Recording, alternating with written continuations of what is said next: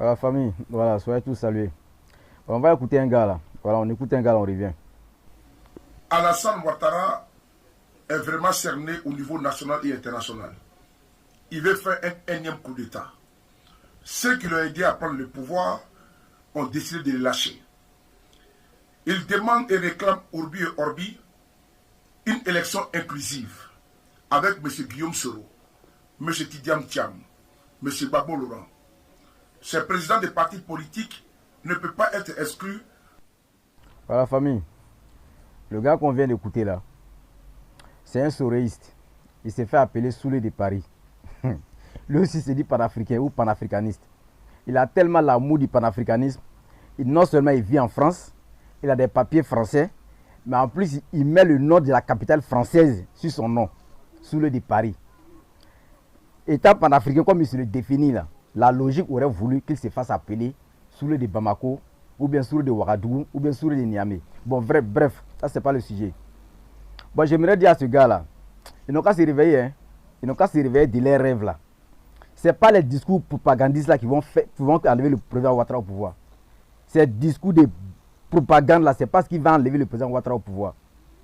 Pour rappel, ce n'est pas une entité qui a mis le président Ouattara au pouvoir. Aucune entité n'a mis le président Ouattara au pouvoir. C'est les Ivoiriens qui l'ont mis au pouvoir. À l'issue d'élections démocratiques, les Ivoiriens ont exprimé leur suffrage dans les urnes. Le président Ouattara est au pouvoir de ces fêtes-là. Pour rappel, pour ça c'est de 1. De 2, quand il parle à faire de énième coup d'État, les pays où il y a coup d'État, il ne connaît plus ces pays-là.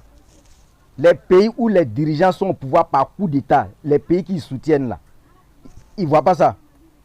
Non, le président Ouattara est au pouvoir, c'est par les urnes, le pouvoir de manière démocratique. Pas comme les pays qui soutiennent, qui sont au pouvoir par coup d'État, là, comme il est dit là. Ça, c'est de 2.